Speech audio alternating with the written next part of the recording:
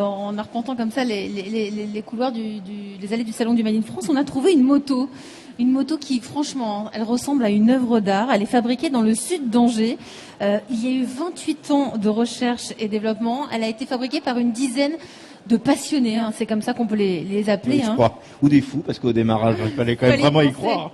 Bonjour Olivier Midi. Bonjour. Vous êtes le fondateur de Midual. Midual, donc, c'est cette moto fabriquée en France.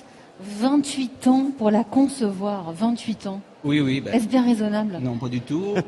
Donc en fait, clairement, on a démarré ce projet comme un projet d'ingénieurs passionnés qui ne comprenaient pas qu'il n'y ait pas de moto en France, en fait. Et l'ambition d'origine était de construire une moto de série française.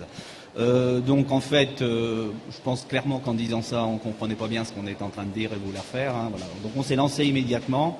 Et tout de suite, on a voulu, l'industrie moto européenne résister avec des motorisations très particulières. Et on a voulu en créer une qui soit du même niveau. Et pour faire très court, on va dire qu'on s'est réapproprié une très ancienne façon de faire les moteurs. Et on en a fait un très très beau moteur qui est devenu une de nos marques de fabrique. On va dire qu'il nous aura fallu 15 jours pour avoir l'idée qui a permis de ressusciter cette architecture moteur. Et ensuite, il nous aura fallu 15 ans avec notre propre argent pour la fabriquer. Avec votre propre argent? Oui, parce que les banques n'y croyaient pas, j'imagine. Non, pas du tout. Et en fait, on n'avait pas d'argent. Donc, Oui, parce que pendant toute cette période, c'est important de le dire, vous et vos passionnés, vous avez travaillé à côté le jour pour gagner votre vie, comme vous disiez, et vous dépensiez tout le soir même en bossant sur le projet. Voilà, donc clairement, on a travaillé 5 ans en amateur. Ensuite, j'ai créé un bureau d'études pour l'industrie automobile. Pendant plus de 12 ans, j'ai développé tout un tas de produits pour les autres. J'ai posé plus de 25 brevets pour le compte de mes clients. Et cette activité récurrente et rémunératrice, tous les bénéfices ont été investis de façon permanente dans le développement de ce moteur de moto et également un nombre d'heures de travail extraordinaire au-delà de la normale. Ce qui fait qu'un beau jour de 2007, on a mis nos moteurs au banc d'essai. Voilà, donc ça c'est un premier palier du développement de l'entreprise.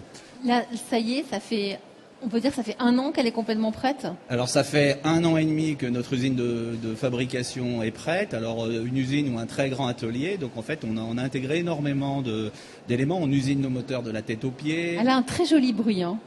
Hier je l'ai écouté. Elle a un bruit qui est assez particulier. C'est pas un bruit d'une grosse cylindrée. L'architecture du moteur donne clairement au moteur un son particulier. C'est pourquoi les gens dans la moto sont très attachés à comment est fait le moteur. Voilà, ça, pour être très honnête, parce qu'on parle du moteur depuis tout à l'heure, alors j'y connais rien, j'espère que je ne vais pas me tromper, mais tout à l'heure vous m'avez expliqué, on a remis dans le bon sens la pièce principale, personne n'avait jamais réussi à le faire depuis 30 ans. Oui, alors bon... C'est ça, j'ai à peu près bien résumé? Oui, c'est, comment dire, une très grande marque des motoristes d'une très grande marque de voitures allemandes considèrent qu'on a remis... Qui est Audi? Non, donc, des motoristes de chez Porsche considèrent qu'on a enfin remis le Flatwing dans le bon sens. Le Flatwing étant le moteur emblématique de la très grande marque de moto allemande que tout le monde connaît. Ce qui est génial dans votre histoire aussi, Olivier Midi, c'est que vous avez créé des emplois. Déjà, vous avez rêvé un truc complètement inimaginable et inaccessible, mais une fois que c'est fait, vous avez créé des emplois en France. Oui, de toute façon, notre histoire folle fait embaucher tous les matins une dizaine de personnes, et en fait, on a toujours tenu l'économie de l'entreprise de façon impeccable, malgré des investissements hors du commun. Enfin, il faut se rendre compte qu'on a investi plus de 240 000 heures de recherche et développement dans ce développement. 7 brevets internationaux, clairement, c'est pas dans le manuel. Ça, personne veut s'amuser à faire ça. Il y en a 17 qui roulent aujourd'hui. Oui. Quand la première elle est sortie de l'usine et que vous avez vu le premier client monter dessus, vous vous êtes dit quoi? Oui, c'est clair que le premier client qui nous a passé une commande, j'ai été très très impressionné.